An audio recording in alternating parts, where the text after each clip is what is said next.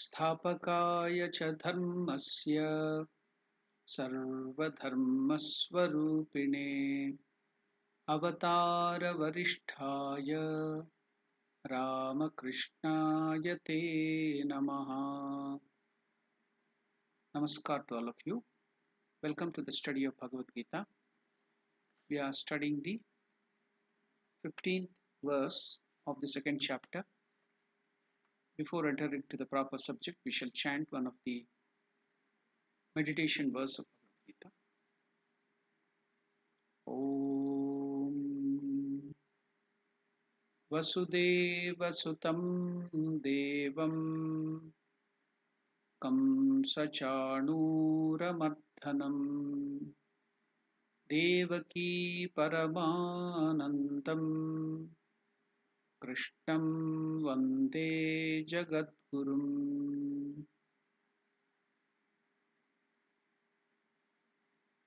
We shall now chant the 15th verse from the second chapter. The verse will be displayed on the screen. So I will first chant it. You can repeat it after me. Om Shri Bhagavan Vacha. Om Shri Bhagavan Vacha. The Blessed Lord Krishna told this to Arjuna. What did he tell? Yam hina vyatayante te. Yam hina vyatayante te. Purusham Purusharshabha. Purusham Purusharshabha. Samadhukka Sukham Dhiram. Samadhukka Sukham Dhiram. Somritatvaya Kalpate. Somritatvaya Kalpate. The simple meaning of this verse is, O Arjuna, Krishna is telling Arjuna, O Arjuna, that person whom these sense organs and sense objects do not disturb, who is equanimous in pain and pleasure, and who is wise, courageous, discriminative, who is wise, he alone becomes fit for immortality, to go beyond death, birth and death. So Krishna says this faculty of endurance, inner strength, which is called titiksha, is very, very important. Mental endurance. You should not react immediately, not to get irritated immediately, not to punish other people immediately. Because when endurance, patience is less, we get irritated very quickly, and irritation alone becomes anger, and anger alone becomes violence. And with such a violent mind, irritable mind, nature, personality, you cannot get into even the study of Vedanta scriptures to get immortality, let alone immortality the highest. So now we had discussed about this, the same verse in the last chapter. Now we will go to the deeper aspect of the same verse. What are the deeper aspects?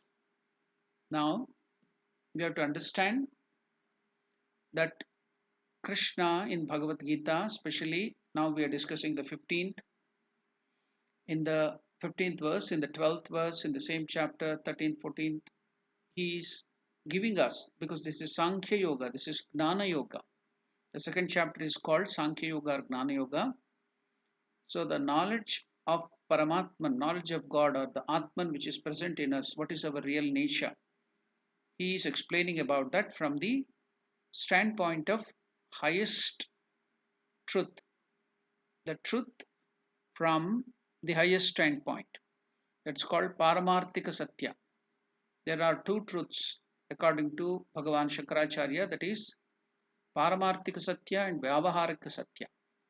So this world, what we see, the things which were changing and other things, here the truth is, the truth is there. It is Vyavaharika. For our day-to-day business, this Vyavaharika Satya, truth.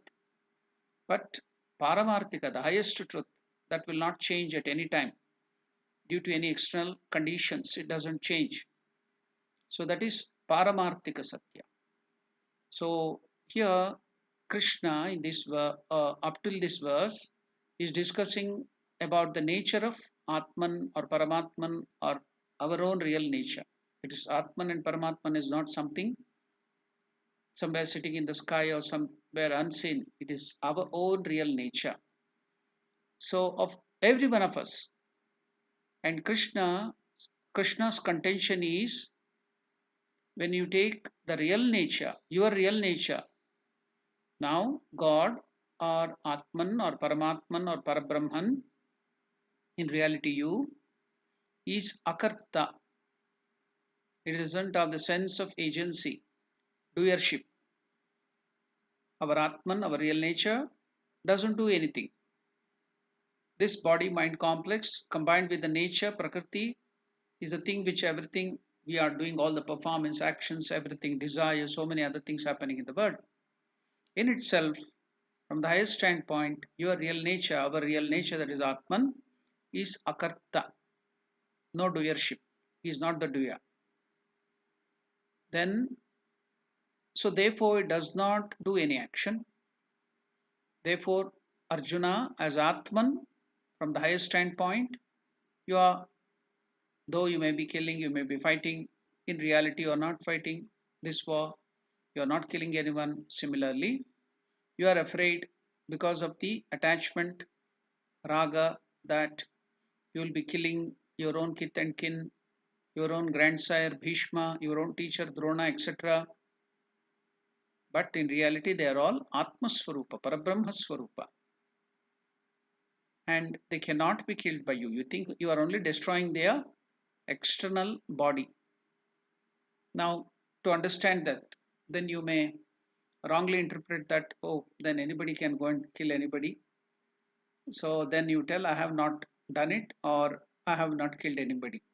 That's the wrong interpretation. Now, to understand that, let us go and get some examples, some beautiful examples here. Now, let us take the example of ocean and the waves in the ocean. Remember, when you look at the wave in the ocean, from the standpoint of the wave, now the wave rises and falls. So it has got birth and death. But if you see the essential nature of the wave, that is water. From the standpoint of the ocean or from the standpoint of the water, it is neither born nor it gets destroyed. Another example, what is that? If you look at the desk made out of wood, as desk, it has a beginning, got a beginning when the manufacturer manufactured it from wood, and it has got an end. The consumer, he uses it for many days and it gets broken or something happens, so it has an end. But if you learn to look at it from the standpoint of wood, then the desk, if you cut it into pieces, still the wood continues to exist. Only the shape has been destroyed, but it still exists as wood when the desk is cut into pieces too. Therefore, from the Atma Drishti, from the standpoint of highest truth, from the Paramatma Drishti, from the real nature, from the standpoint of your real nature, Arjuna, you are Akarta, and not doer, non-doer, and Bhishma and other people, the opposite parties, your enemies or whatever you call your kith and kin, your relatives, they are abhoktas. They are not the one who enjoys the karma. Enjoyers. That means there is no killer, there is no killed relationship. This is from the philosophical angle or the highest standpoint of truth, that is Paramarthika Satya. So Krishna is talking about our real nature, that is Atman or Paramatman or Parabrahman. in the 12th verse. So Krishna is telling Atman is eternal.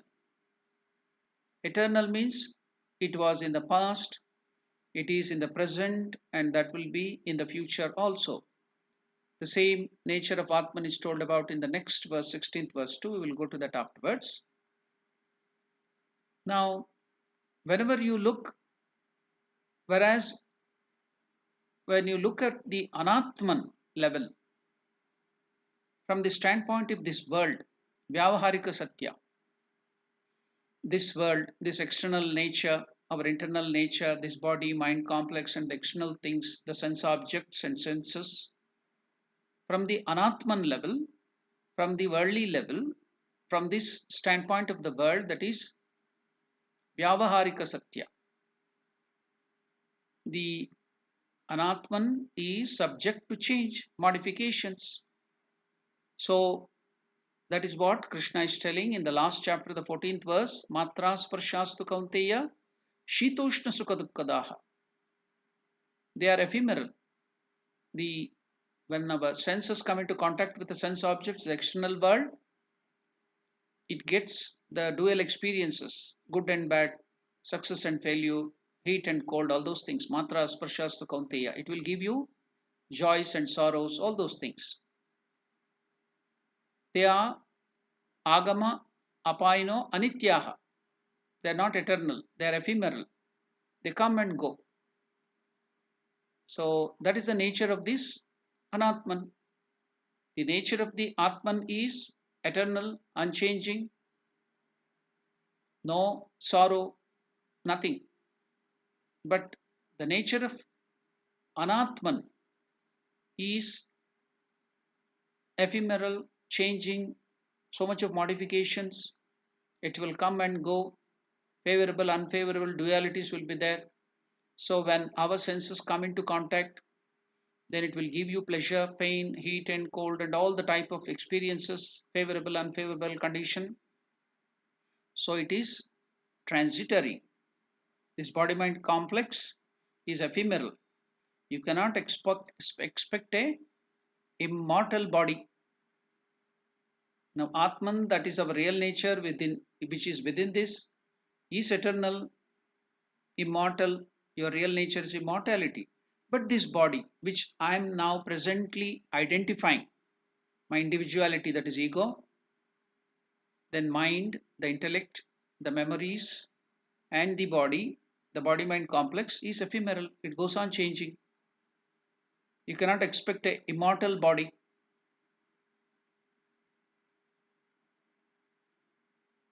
Now, let me take you to one of the Ayurvedic treatments. I had been to one Ayurvedic hospital, you can tell.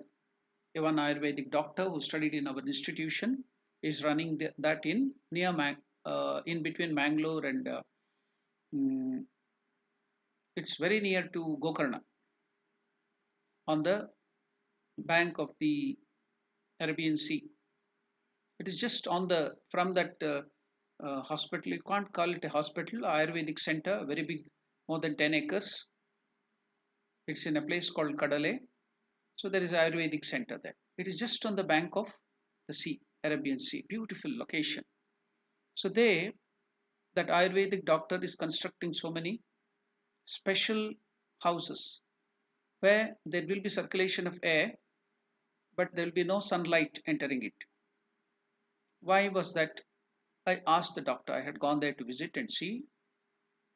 Then the doctor told, here we give the treatment of Kaya Kalpa.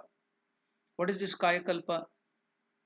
So it can bring back, by the treatment there for 3 months, you have to stay there in the dark room, no sunlight, but you will have air circulation. The room will be built only in what you call the mud and bricks, no cement, no artificial things like iron or something. Everything is wood, natural things, no cement and other things, unnatural things. So no sunlight, just circulation of air will be there. You have to stay there inside the dark room for 3 months, and food will be normal, not normal food. They will give special medicines and some milk, That's all. The country, cow, milk, and some medicines. It will be given sufficiently. So you have to survive on that for 3 months in the darkness, doing some simple yoga. So you'll be there. Then after that, when you undergo this treatment, the medicine will be, the rasayana will be very special. It is made out of the paste of amalaka and some other things, Ayurvedic things it will be made, natural things. So you know amalaka means, in Sanskrit the name is amalaka. It is Indian gooseberry. So that the paste will be done in a different way. So how did this thing come up? I asked what was the root. How did this treatment Kayakalpam come? It was given by none other than the king of gods, Indra. The rishis and munis and other people were doing a lot of tapasya to get that, to realize Atman in the forest. The rishis, munis used to do. So after so many years, maybe 40, 50 years, they become old. They lose their vigor, they lose their energy. The body becomes weak. So now they cannot continue their tapas. They have not attained the highest goal, that is realization of Atman. So now they'll be facing death, or either they have to give up the body, and who knows what will happen in the next life. We do not know. We may get human life, or where we are going, what is happening. So they wanted to continue the tapasya in search of the Lord, to realize God. So all of them, the rishis and munis, went to Indra and told their problem. We want to live more until we realize God, longer life, longevity. Then in that meeting, the meeting of the rishis and the devatas, Indra told, yes, I will teach you one special type of medication, or this, by doing that Kayakalpa, you can rejuvenate, you can get back your youth, you can get back the strength of your body. Though you might have been 60 years old, 70 years old, or still older, if you undergo this Kayakalpam, then you can get back your youth, vigor, strength, and everything, the bodily strength, the physical strength. So that Kayakalpa, the treatment is there in Ayurveda.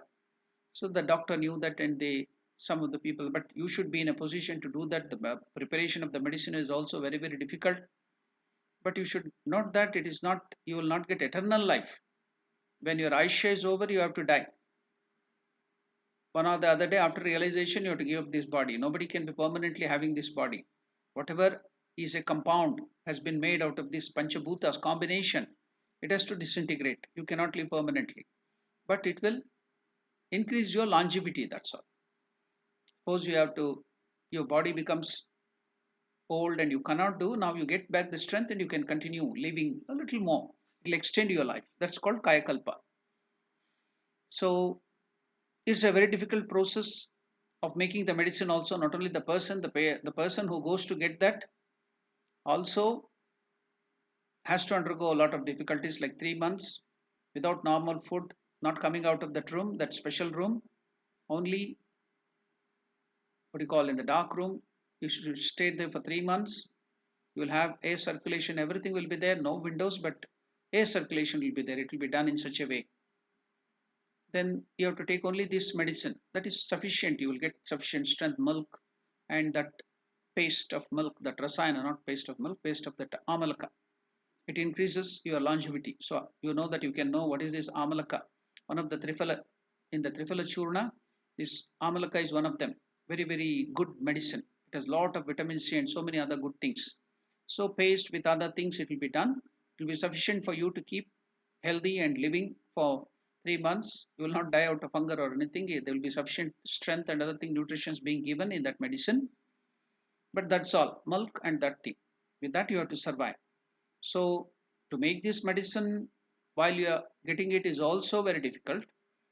And to undergo that Kayakalpam is also very, very tough thing. 100 times you have to make the paste and again dissolve it, and again you have to dry that, and again you have to make that paste and dry it. So like that, so many ways you have to do that. Very difficult to prepare that. Once the medicine is made, it is supposed to make your body vigorous, strong, and it will increase your longevity. That's called Kayakalpa. Or some people will believe that it can make you immortal. No, it's not immortal. It will you can live maybe another 100 years. Even after you are finished your 80 years or 90 years, you can get back another 100 years. But one or the other day, you have to give up your body. But little, it will increase your longevity. That's called Kayakalpa. So in that Ayurvedic system too, there are so many such good medicines in Ayurveda, such science and other things. So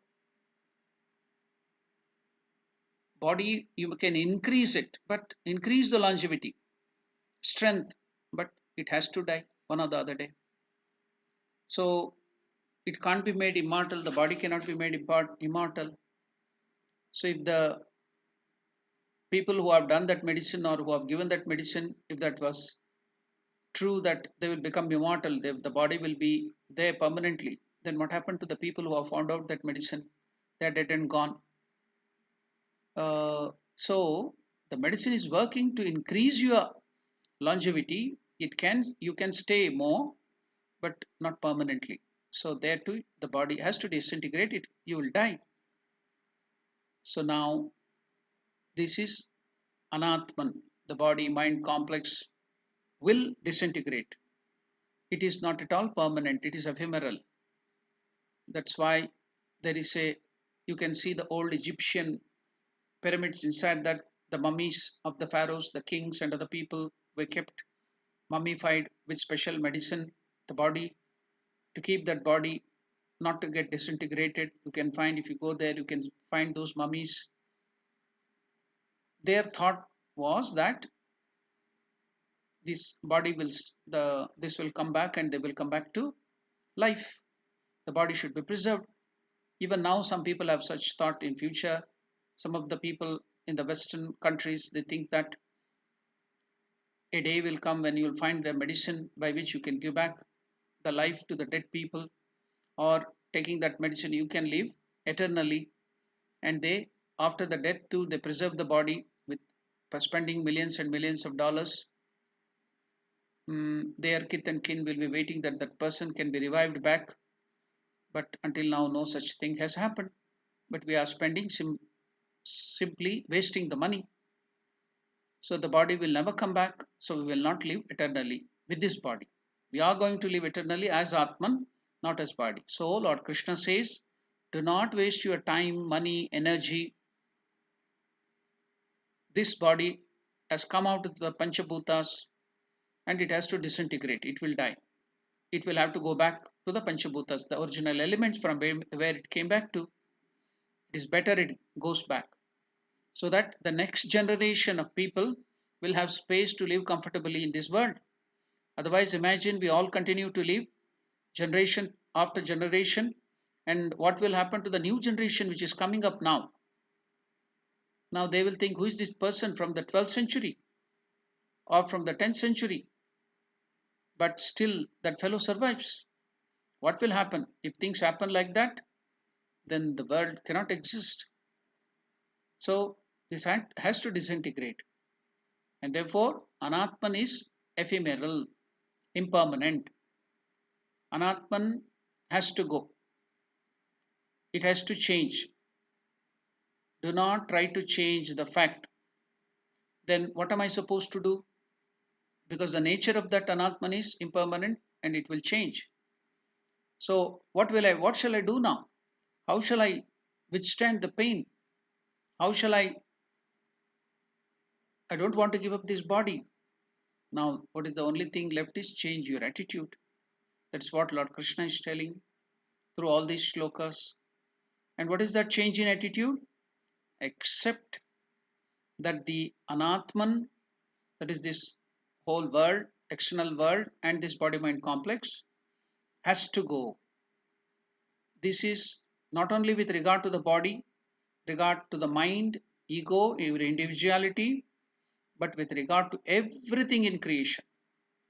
Everything that has been created has to go. It will change, it will disintegrate, it will get destroyed. So not only that, your individuality, what you think that you don't want to give up your individuality, that also has to go. That will also change. So to understand this ephemeral nature, impermanent nature of even our individuality, will go and hear that through the words of Swami Vivekananda, it will be more scientific and logical, and you can understand it still more clearly what Swami Vivekananda has told about this. So now Swami Vivekananda is telling to the people of the West while he is lecturing. So somewhere in the Western countries, the topic of the lecture was the real nature of man. In volume 2, Complete Works of Swami Vivekananda, page 80, you get this, the real nature of man. In that, Swami Vivekananda is telling, people are frightened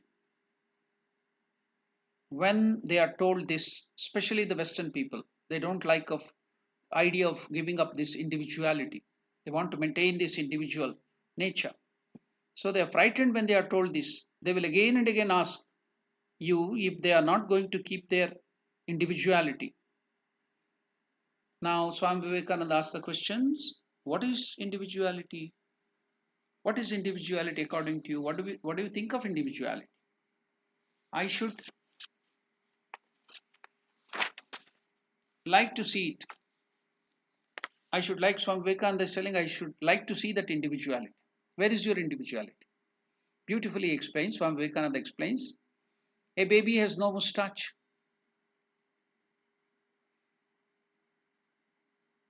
I call that moustache as, I give a name, a special name has been given to that moustache, that's called as buttermilk filter.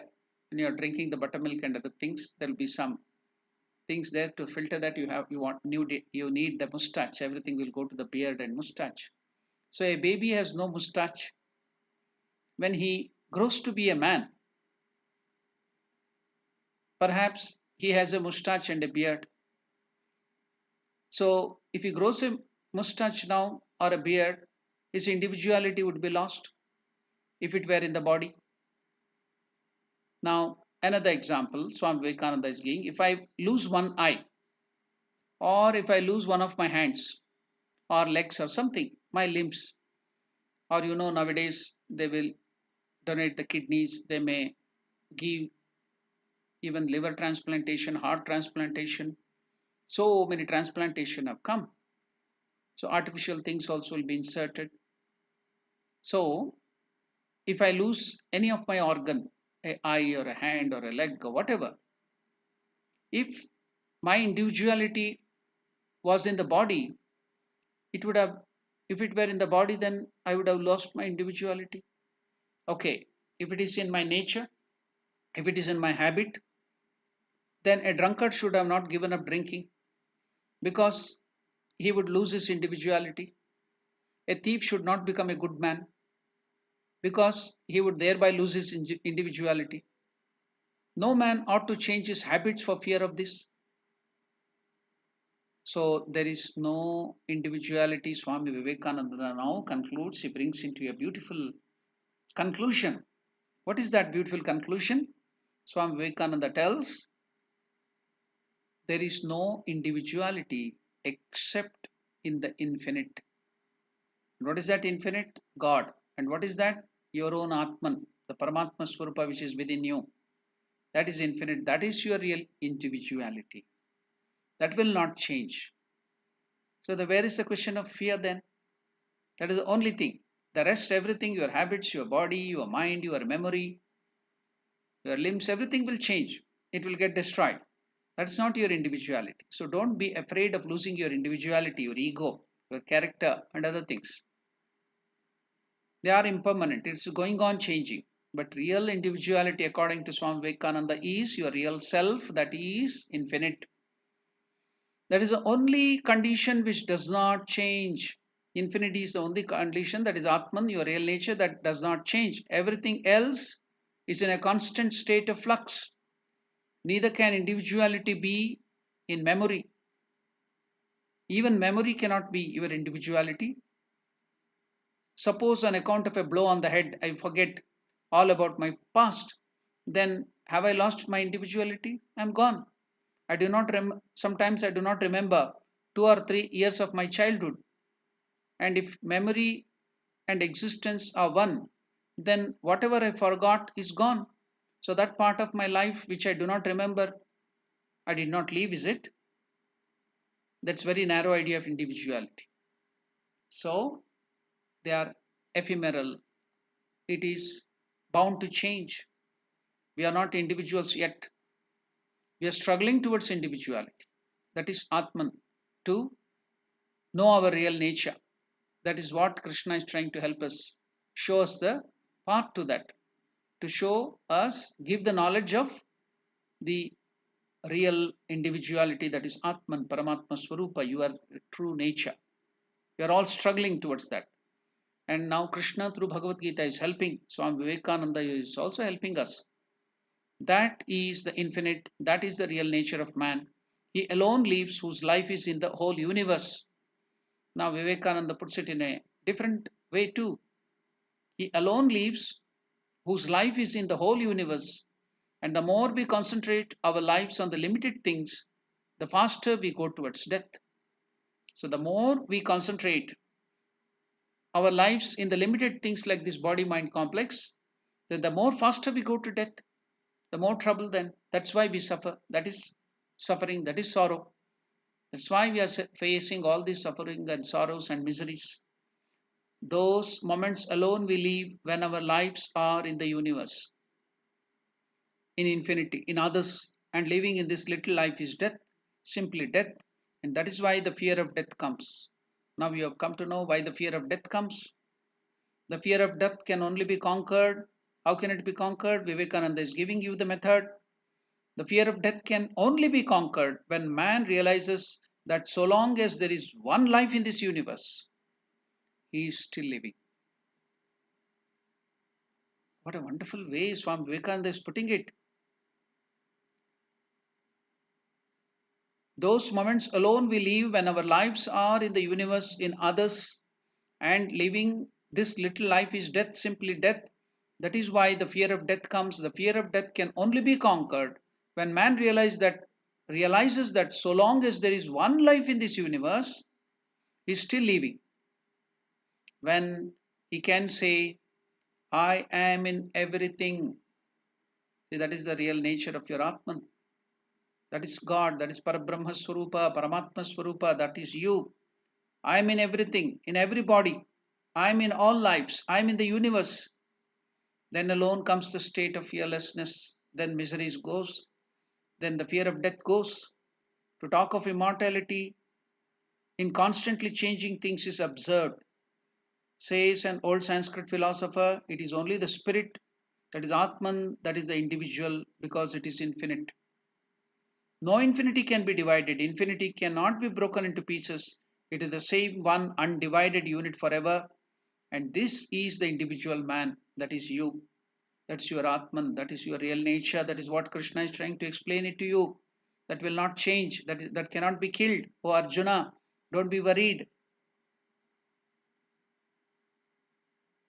That is the individual man. That is the real man. The apparent man is merely a struggle to express to manifest this individuality which is beyond. And evolution is not in the spirit. These changes are which are going on. The wicked becoming the good, the animal becoming the man. Take them in whatever way you like, are not in the spirit. Akarta abhokta, it is. The changes are not in the spirit, in the Atman. It's not in the Atman. That is not your real nature. All the changes which are happening only in the, that is becoming good, becoming from the transformation from the animal to the man. All those changes which are going on, take them in whatever way. It is not in the Atman. So Atman is not akarta, is akarta, abhokta. Is not the karta, is not the bhokta. They are the evolution of the nature and manifestation of the spirit. They are not in the Atman. They are not in your real nature. But it is only manifestation. It is always there, fully manifested. But as the avidya, agnana goes away, maya, illusion, then it is fully manifested. That's all. So this is what Swami Vivekananda is telling, the same thing. For us to understand in a better way, whatever in Gita now we have studied, the ephemeral nature of the anatman, that is you call individuality or something permanent. No, you are afraid to lose that. So that is what Krishna is telling here. We could understand that in a better way. Swami Vivekananda has put it in a nice way. So now going forward, so except that anatma has to go, it will change. This is not only with regard to the body, so everything that is created, to your mind, to your memory, your individuality, everything will change in this creation. So an experience comes, it has to go. So therefore, agama apaino anityaha, they are anitya, impermanent. Tam titikshasva bharata, forbear it, endure it. So the endurance, forbearance is titiksha, the mental strength to withstand the loss, the departure of good things which you like, and the arrival of so many unfavorable condition and bad things which you don't like, anishta. Both good and bad will come, both good and bad will go away. But all of us will enjoy the good things coming, but we don't want that bad things to come. All of us enjoy if the bad things go away. We don't want to let loose the good things, but it will not stay. So now the mental strength to withstand this loss or arrival of unfavorable things. So if this mental strength is not there, what will happen? If you don't have this endurance, titiksha, the mental strength to withstand the loss and arrival, favorable or unfavorable condition, whatever. So if you don't have that mental strength, what is going to happen? Then you will start praying to the Lord. What will you pray to the Lord?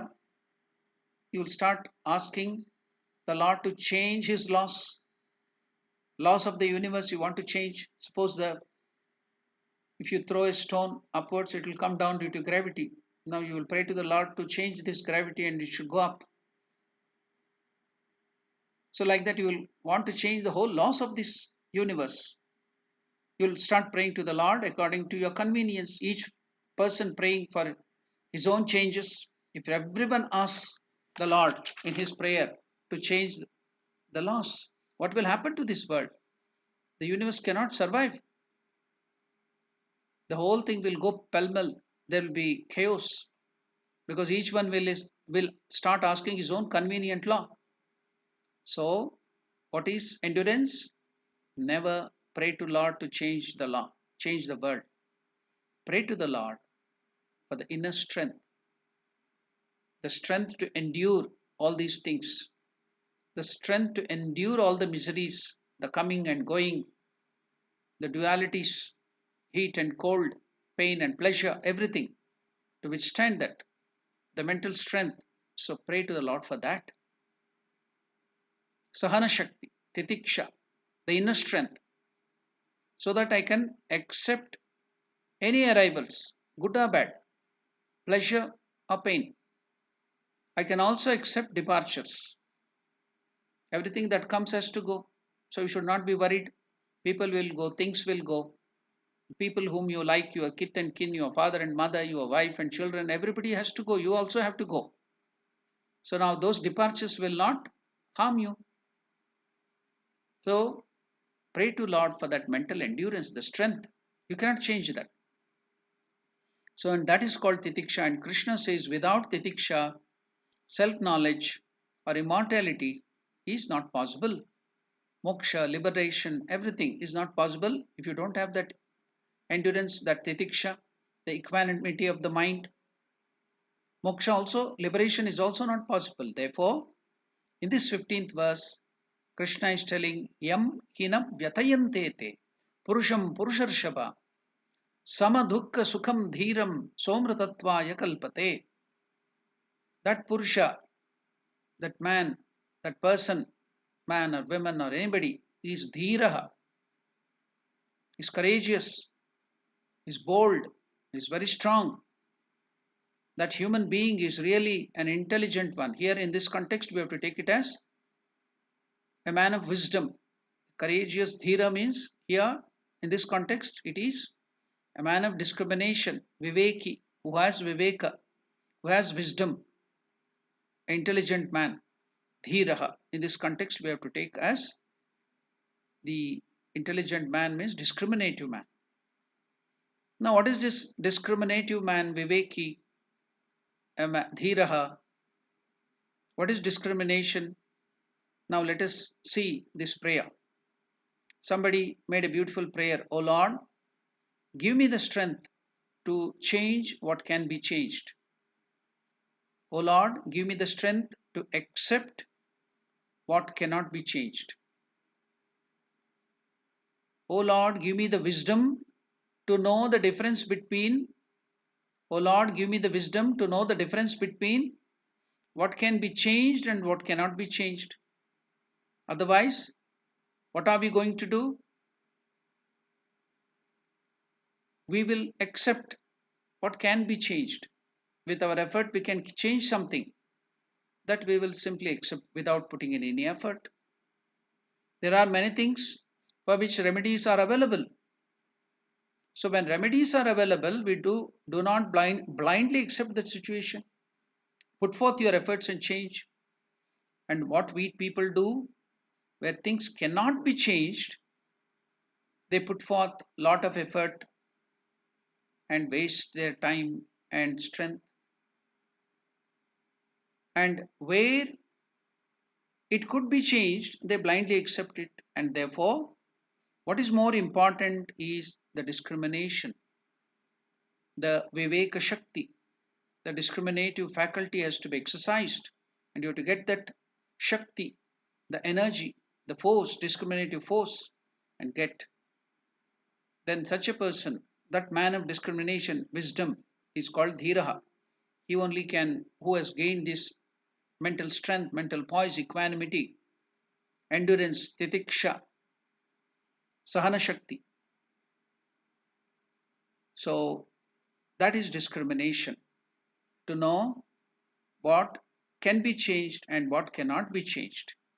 That is discrimination. What you can change and what you cannot change.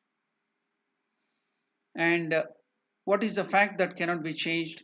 Changing nature of the world cannot be changed. The anatman, it will change. You cannot stop that. But atman, paramatma swarupa, you cannot destroy it. It will not change. The changing nature of the world cannot be changed. And therefore, dhiraha means a man of wisdom, discriminative person who knows what to accept and what not to accept. And because of this acceptance, what is the benefit that he gets? The benefit is navyatayante te, yam hi navyatayante te. So matra sparsha, due to the senses going into contact with the sense objects, external world, you get good and bad, heat and cold, pain and pleasure and everything. So we get disturbed. But a person of this dhiraha, the discriminative faculty, navyatayante te, that means he will not be disturbed. He will not be into miseries, he will not be worrying, he will not get any problem from that. He does not get disturbed. So that is ete refers to matra sparsha, the indriyas or the senses getting into the contact with the sense objects, this external world, the changing world of body, senses, mind, sense objects, they do not disturb him. Navyatayante means it will not disturb him. That do not disturb the mind, irritate his mind. Why do they not irritate him? Because it's just like the example is when a beautiful rose blooms, he appreciates the rose or flower, any flower. It is not that he blindly, in the name of philosophy or Vedanta, he will turn that away. He appreciates, he enjoys the beauty of that flower as soon as it blooms and stays there in the tree, in the plant. And when the rose fades away or the flower fades away, withers and falls off, he accepts that also. He will not be worried, he will not be unduly disturbed by that without complaining, oh, that flower petals are falling off and it is drying, the flower is fading. So he is not complaining and is not disturbed by that. Both he will accept. Similarly, any situation, anything comes in his life, he appreciates and welcomes it. Anything which goes away, departure, it will break from him, he does not resist. He is happy. Therefore, samadukkaha sukhaha. Towards favorable and unfavorable situations, he is samaha, equanimous. He will be the same. He will not get disturbed. And therefore, navyatayantete. And such a person enjoys a mind which is fit for Vedantic inquiry, philosophical inquiry. A disturbed mind cannot study Vedanta or cannot get immortality. But what is there is also a what do you call use of studying with the disturbed mind. If you have all these problem, if you study Vedanta, if you study the scriptures, then it will reduce your disturbance and you will become equipoised. That is also there. So you have to study Vedanta at that time. By studying the scriptures, then the disturbed mind will go away. You will get this discriminative faculty, that strength of the mind, you are going to get it. That's why now you will fit for immortality.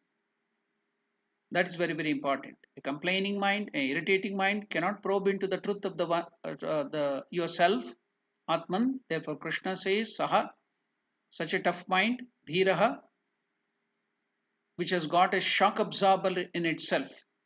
The discriminative faculty, the titiksha, the power in the mind, forbearing everything, that is like a shock absorber. So now another example can be given. When you are moving on the road, your vehicle will be thrown up and down because of the poor road, lot of potholes, bumpy road. So there are two options now. One is to set a new road, remove that potholes, the disturbances, make it smooth. What is the other option that the government can do? The municipality can do that. But as an individual, can you do that? You cannot spend millions and billions of money to lay kilometers of road, so many hundreds and thousands of kilometers of road. So what is the other alternative? Now you cannot close all the potholes. You cannot lay a new road. What is in your hand? To fit in a very good shock absorber to your vehicle, which is economic, which is very good. If you are trying to cover up the whole road, the potholes, if you are trying to relay the road anew, make it smooth, it's not practical for you, individual. That the Lord can do it, or the country, the nation can do it, the government can do it, but you can't do as an individual. So what can I do? What is practicable? To smoothen all the roads, to lay the roads newly, or to put in a shock absorber to your vehicle.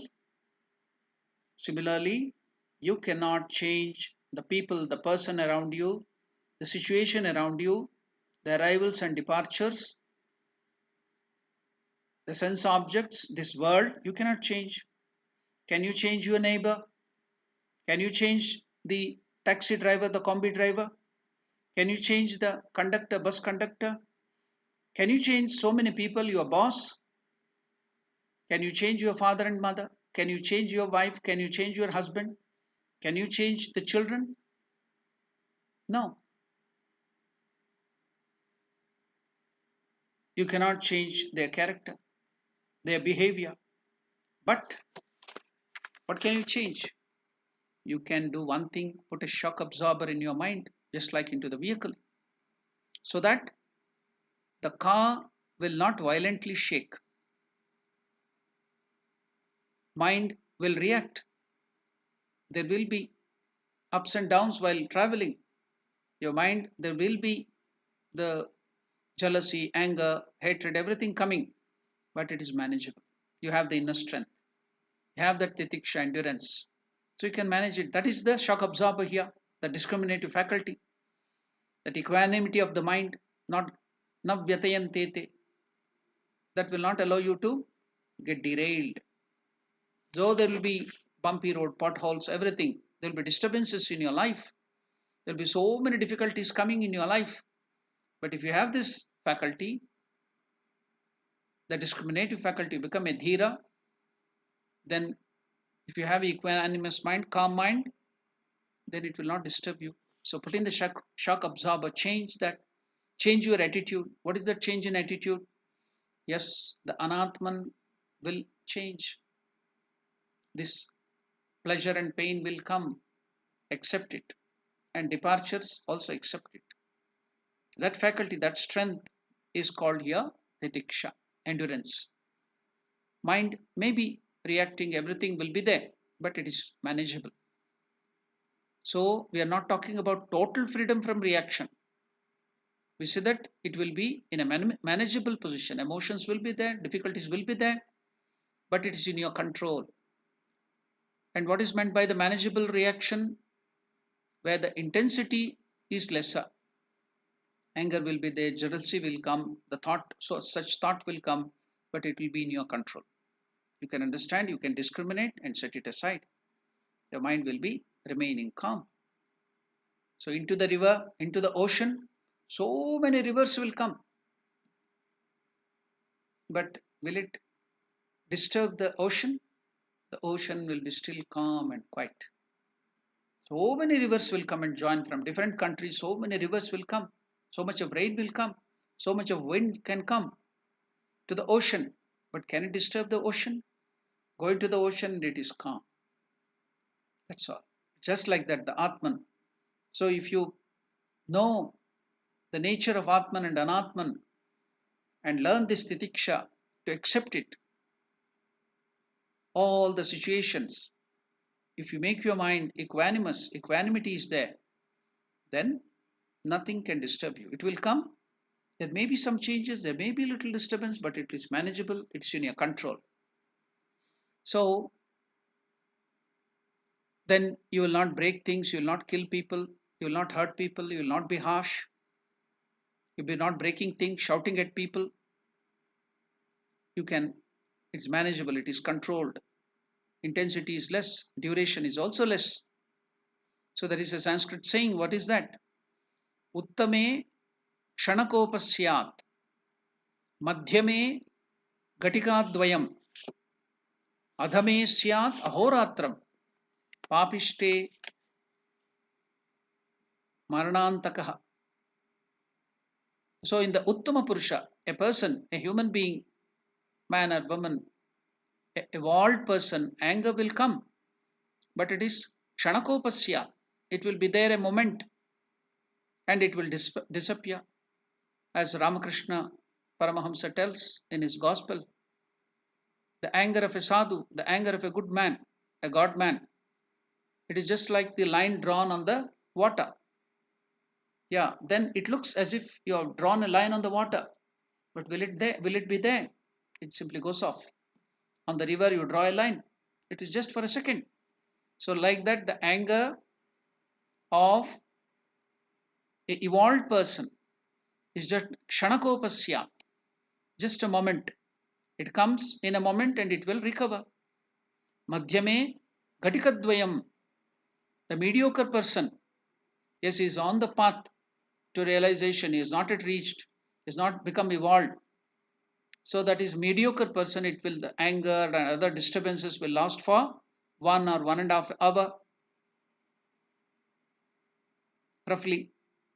Adame syat ahoratram, the lowest person, it is there throughout the day and throughout the night. Is angry with children, angry with husband or wife. So you are angry with children, the husband is shouted at. Or angry with the husband, the children get the trouble. So it will be moving here and there. The boss gives you the scolding, then it will be coming to the family and that family gets the scolding there.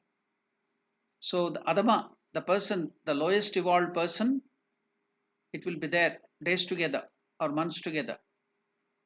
So now, but papishte maranantakaha. What is that? In the lowest person, the most great sinful person, the anger and other thing continues. How long? Up to the death. So compare yourself where you are. Are you an evolved person, man of wisdom? Or you are a mediocre? Or you are a adhama, the lowest? or the great sinner, papista. Because if your anger, your other things are still continuing constantly, you are irritating people, you're scolding people, you are harsh. By that, the people will get so much of diseases, your family members will suffer, children will be having so many psychosomatic diseases. It is because of your anger and irritable nature. So you can find out where you are. You have to give up that. You should not get disturbed, or rather, you should not disturb other people too. So that is a man of endurance. Dhiraha. Lord Krishna is calling them as Dhiraha. His mind will not be disturbed by all the external circumstances. So he is only fit for immortality. So that person only. Titiksha does not mean total freedom from reaction. Titiksha means the capacity to manage one's own emotions. And such a mind can understand Vedanta, can understand the real nature, and therefore Saha, such a person, Kalpate, is qualified. Here in this shloka, the word Kalpate is used, is qualified, fit. For what? Amrutatvaya. That is Amrutatvam means immortality, moksha or self-knowledge, to know yourself. He alone is fit for Atmagnanam, to become perfect. He alone is fit for liberation. So this is the beautiful way Lord Krishna has explained how you can overcome fear of death, overcome death itself, go beyond birth and death, get freedom, immortality. So Krishna is taking up by knowing your real nature and how to behave in this world. So beautifully, he is bringing us step by step to perfection. So we have completed the study of this 15th verse. So beautifully, everything was clear. It's becoming clearer and clearer. Our real nature, by knowing the real nature, getting that endurance, viveka, by getting the discriminating faculty, by getting that titiksha, endurance, removing that irritable mind, becoming calm, equanimous, then you can get this immortality. You are fit to become immortal. That's what Krishna is telling. So in the next verse, we will study still more about this, our real nature, that is Atman, Paramatma Swarupa, and how by which we can overcome all these vicissitudes, problems, miseries of this life. So it's a wonderful study. It's helping us a lot. Day by day, it is becoming clearer and clearer. We can understand this world, this ephemeral world, the unreal world. Then we can get that peace, eternal peace. We can get that equanimity, equipoise, and everything, and enjoy this life. Get liberated even while living.